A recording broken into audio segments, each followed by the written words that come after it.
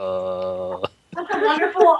I'm pretty sure everybody's seen me naked. So, no, I think about 2 weeks into joining the band, not only were we writing music, but Robert had this project he was working on, and it was a wood-fired, wood-fueled hot tub. So we had this giant... Out of an old horse trough. Out of a horse trough. So we had this giant circular horse trough, and we spent hours and hours and hours digging this pit, and then picking up all these cinder blocks and building this raised, natural hot tub that we just built a fire under, and then we're able to relax in the evening. And, my former lover, Preston, and I went over to Robert's like we did every other night, whenever I didn't have my child with me. And we were so excited to break in the hot tub. And Rob's like, let's go skinny dipping. And we're like, yeah, totally. And, Preston and I didn't actually think that he was serious. And so we brought our swimsuits. Well, I brought my swimsuit. He has boxers. So we show up in our swimsuits and boxers, and Robert just climbs into the hot tub buck-ass naked. Bucket naked, as Preston would say. And, I didn't really think anything of it. We're pretty open. And we're all pretty open-minded. Nudity it's not really a factor. But, 2 weeks into the band, and there's this, older man that is really inspirational, and I definitely look up to, and he's just climbing naked into this hot tub that I'm relaxing in. And then he decides that it's too hot, so he stands up and he shakes off everything. Oh, God. And the exact words out of Preston's mouth were, dick water in my mouth! Dick water in my mouth! So I was like, it's okay. I can fix that. So I dumped my tits into the hot tub and went and shimmied in both of their faces, and that was the bonding process of the three of us. So you can put that down on your list of most memorable conversations. Yeah. And now we have this wonderful tour bus. Gabby Titwater. We have, it's Gabby Titwater. That's the thing. So now we have this wonderful tour bus, and I think I coined it. I affectionately named it the Bang Bus, because if you decide to hop onto the bus anywhere between 11 o'clock at night and 9 o'clock in the morning, everyone on the bus is going to be naked. They might be in different beds, they might be sleeping alone, they might be, in a giant naked cuddle puddle of 6 different people, because that happens. Or, actually at Fairy World, I hopped onto the bus to drop something off at about 2 o'clock in the morning, and there were 2 naked people in one bed and 2 naked people in another bed, and then there's Robert walking around drinking a beer, watching National Geographic, which, by the way, is his weakness. Bucket-ass naked, oh, hey, Gabby, what's going on? And I'm walking in, and I wear fairly, risque costumes. I'm not shy, I'm not modest at all, and I walk in, and I'm just I am way too overdressed for this bus right now. So, definitely there's a lot of naked Robert. We've all seen Robert naked. Preston and I dated for a year and a half, so obviously we've seen each other naked. I also had the wonderful joy of my first true skinny dipping experience at Fairy Worlds this year, where Victoria, I love you so much, and our close friend Anami and I decided to go jump in the lake. Damn it. Where was Totally, total sister, triple moon moment, the three of us. Stripped off all our clothes and ran and jumped in the lake, so that was awesome for me. We have photos. You're not going to see them. They're mine. I haven't seen Chase naked, which is surprising because he lives with me. But he's my little brother, and that would be weird. I haven't seen Merritt naked, but she's definitely the least modest out of all of us. She's also, the mother of a 13-year-old, so that makes sense. She's also married, so that makes sense. I think that everybody's seen Preston naked. Yeah. Really? No, I think I'm the only one who hasn't seen June Fair 2015. I haven't seen Neil naked. I haven't seen Neil naked. I've seen Neil in his boxers, but I haven't seen him naked. That's it. I've seen him naked. Oh, Robert's seen him naked. I gotta go, guys. Love you. Thanks for joining us. Preston, early in the morning. We're camping out in the middle of summer. It's 70 degrees outside and 102 degrees in our tent. I get up because I'm hungry and I have to pee. He rolls out of the sleeping bag into the middle of the tent because it's cool on his back, total starfish style, and opens all of the windows. Hello. Completely exposed to the entire world. And I'm hungry, and I have to pee, so I just leave him, close up the tent, go to the bathroom. Neil's up because he's always up at the butt crack of dawn because ADHD and insomnia.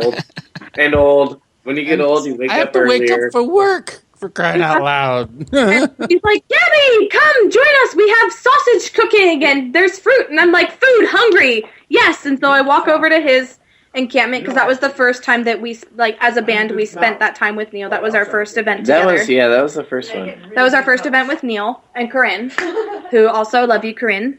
Corinne, I know you're there because system. Victoria's actually asleep. Well, she'll be happy to hear all the wonderful things I said about her. Anyway, so I'm sitting by Neil's campfire, you know, eating grapes and apple slices and sausage and just totally happy with the world. And first Chase comes up to me and is like, so you know Preston's like butt-ass naked in the middle of your tent, right? I'm like, I guess so, yeah. Should I go fix it? Whatever. And so I walk over and I grabbed a hand towel and I kind of just like tossed it on his junk. Didn't really do much because his entire ball sack was still expressed to the world. The next person that I went back over to Neil's encampment. The next person poor sister. The next person that approached me was Danny, actually. Oh no. Danny, who the night before had nightmares about a Tyrannosaurus trying to eat his mother. He's left the room, so I can say the Tyrannosaurus is his mother's husband, Chuck. Yeah. Yeah, there was some coyotes howling that night, and that woke Danny up a little bit. So Danny's like, I just saw parts of Preston I never wanted to see. Yeah, at this point, I'm still not really thinking anything of it. We have a pretty secluded campsite. The people that are camped with us, you know, is the band and then, like, really close friends of ours. Well, definitely loved ones. The next person that walks up to me is my then... Was she 16 then? Yeah. I don't even think she was 16. No, she... Was it... I think she was 15 going on 16. Was she 16? Because I asked her about it. Okay, she was 16, almost 17. My 16-year-old little sister... Who, granted, I mean, knowing my history, I got married at 18. I had a baby at 19, you know, 9 months after a year after I got married, and she was there for the whole thing, saw all of everything, was really confused about the lack of hair. She's the exact opposite to me when it comes to experiences, you know, like I was really, really all about getting as many experiences as possible at a very young age. She just turned 18. She's had one boyfriend that she's kissed 3 times. She identifies as pansexual. She's attracted to both girls and guys. She's never dated anybody else. She's never done anything but kiss. She says that her true love is Harry Potter. We all have 2 years ago, Oh yeah, my it's very 16-year-old sister comes up to me while I'm sitting eating sausage and just looks really, really distraught. And I'm like, "Are you okay? Do you want some grapes?" And she's like, I think I just saw your boyfriend's ball sack. I've never seen a ball sack before." And I just total head in my hands moment. Oh my God, I have totally scarred my sister for life. Because my boyfriend has no modesty whatsoever, and he's bucket-ass naked in the middle of our encampment. Yeah. The first balls that my sister, my sweet, innocent, pure, brilliant 18-year-old, then 16-year-old sister saw were my boyfriend's. You've seen Preston naked. Multiple times. Multiple times. I think that the most modest of the band is definitely Marin. The next would be Neil. And I don't think that that's necessarily... I think that's more circumstantial. I think that Neil would happily join in on naked escapades if he was asked. Neil? Maybe. Well, now it's a challenge. Don't lie. You know, I think that Yes, might take a challenge couple now. of drinks. I've seen it! But if everybody else was naked, he would definitely join in on the nakedness. More than likely. The third most modest would be Chase. So, and that's less about Chase and more about the people that he's connected to. You know, he's still really young. He has a son that's looking up to him. He has a wonderful girlfriend, the mother of his child. He has a son that's going to be a roast beef dinner next year. He's in a committed relationship. He doesn't really have the freedom that the rest of us have. Ladies. I think that I would be the next. After him, yeah. I think I would be the next modest. You're not as... unmodest as him. You know, I do wear a lot of risque things. I'm not shy about my body. I don't really think about it in a sexual manner most of the time. It's just my body. I was born in it. I live in it. It's my body. You know, I realize that certain people have certain reactions to it. Well, I mean, you know, and there's Preston, which we can talk about Preston if we want. He's probably a little bit less modest than I am, but I think it's because he drinks a little bit more than I do. And then there's Robert. Oh my who God. only puts on clothes because society asks him to. Robert's hung like a horse and squats down in a kilt so the stage can see it all. Yes, no, Robert refuses to wear a skirt. You're exaggerating. A mule. We do have a lady friend on the line if we need confirmation. Does anybody need confirmation of Robert's hungness? No, we do not. I have seen it. I'm good. Third-party verification. Pure exaggeration. The truth is, I don't believe that the fucking human body is just a toy for sexualization. I believe that the biggest mistake we ever told our children was that they should be ashamed of their own fucking form. I honestly believe being naked is the way we came into the world, and it's the way we're going to leave this world. I came into this world naked and covered in blood, and, you know, I'm going to leave this world in the same manner. Good. Covered in somebody else's blood. Preferably. I'm going to leave the world in the same manner. One of my favorite That is quotes. the Viking way.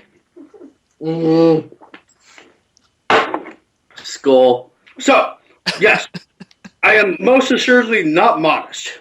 However, Who have you seen naked, Robert? Everyone. You haven't. Not I think me. you've seen me in my underwear. I don't think you've seen me fully naked.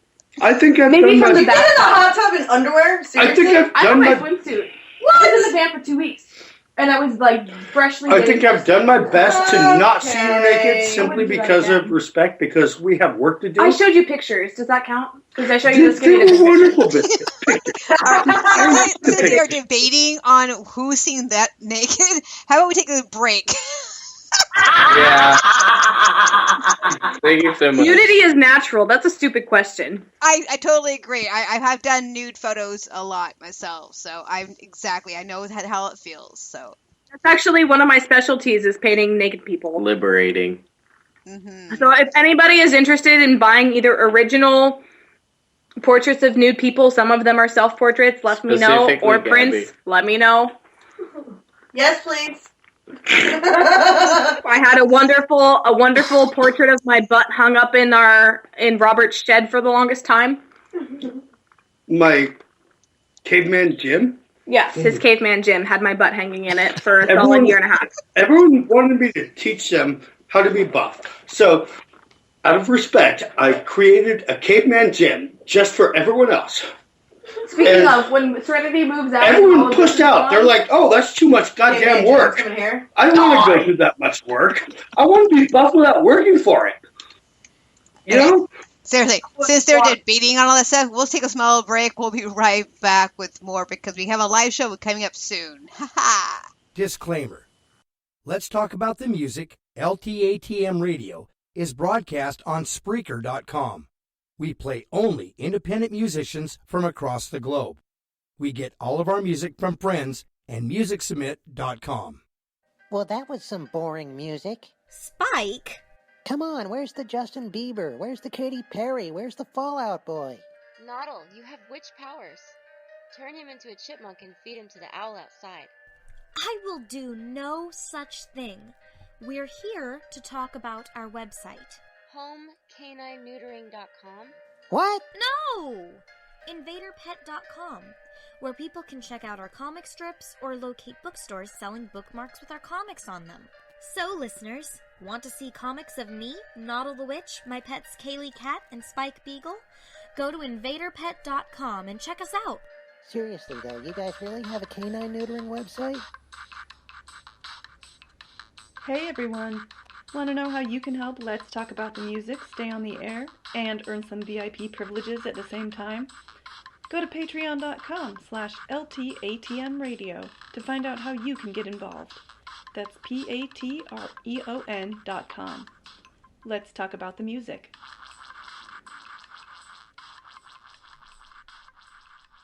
magical